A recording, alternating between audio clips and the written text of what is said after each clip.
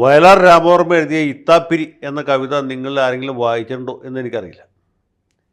ഞാൻ തന്നെ പണ്ട് പ്രീ ഡിഗ്രിക്ക് പഠിക്കുന്ന കാലത്ത് ആലുവ UC കോളേജിൽ ലൈബ്രറിയിൽ നിന്ന് എടുത്ത് വായിച്ച് മറന്ന ഒരു കവിതയാണ് ഇത്താപ്പിരി.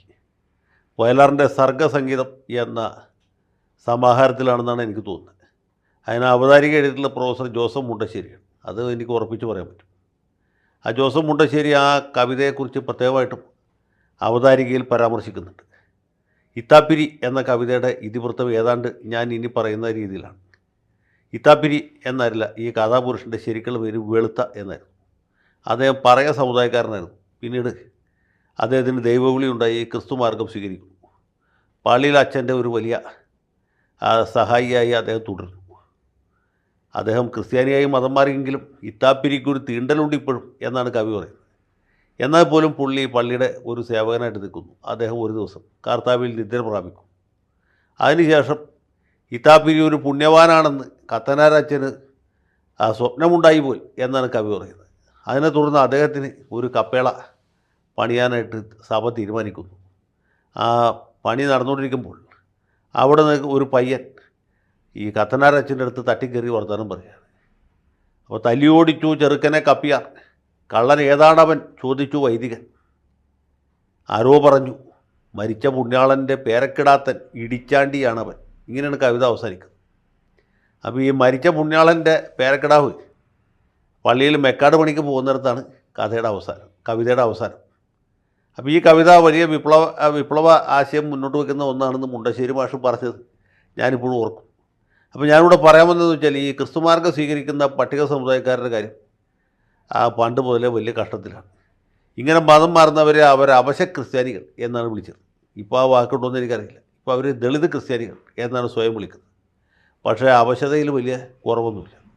പട്ടിക സമുദായത്തിൽ തുടർന്നിരുന്നെങ്കിൽ അവർക്ക് ആ രീതിയിലുള്ള സംവരണ ആനുകൂല്യം കിട്ടുമായിരുന്നു. മതം മാറുന്നതുകൂടി ആ അവകാശവും ഒരു സാഹചര്യം കൂടി ഇല്ലാണ്ടാവുകയാണ്. അങ്ങനെ ഒരു പരാധീനത കൂടിയുണ്ട്. അങ്ങനെ ഒരു അവശത വർദ്ധിക്കുകയാണ്. അപ്പോൾ അങ്ങനെയുള്ള അവശ ക്രിസ്ത്യാനികൾക്ക് ഇപ്പോൾ പഴയ പോലെ അവശതയൊന്നുമില്ല എന്ന് വിചാരിക്കാൻ നമ്മൾ ആഗ്രഹിച്ചുകൊണ്ടിരിക്കുന്ന സമയത്താണ് എൻ്റെ സുഹൃത്ത് സൈഫ് ചക്കുവള്ളി, അദ്ദേഹം ഒരു പത്രപ്രവർത്തകനായിരുന്നു. നേരത്തെ സപ്ലൈ ഡിപ്പാർട്ട്മെൻറ്റിലെ ഒരു ജോലിക്കാരനായിരുന്നു. ഇപ്പോൾ കേരളത്തിലെ പബ്ലിക് സർവീസ് കമ്മീഷനിലെ ഒരു മെമ്പറാണ്. ആ സൈഫ് കഴിഞ്ഞ ലക്കം കലാകൗമുദിയിൽ എഴുതിയ ഒരു കുറിപ്പാണ് സത്യം പറഞ്ഞാൽ ഈ വീഡിയോ ചെയ്യാനും പണ്ട് വായിച്ച് മറന്ന ഈ ഇത്താപ്പിരി എന്ന കവിത ഓർമ്മിക്കാനും എനിക്ക് അവസരം നൽകി. അപ്പോൾ അദ്ദേഹത്തോടുള്ള കൃതജ്ഞത രേഖപ്പെടുത്തിക്കൊണ്ട് ഇദ്ദേഹം കലാകൗമുദിയിൽ എഴുതിയ കുറിപ്പിലേക്ക് ഞാൻ പ്രവേശിക്കുകയാണ്.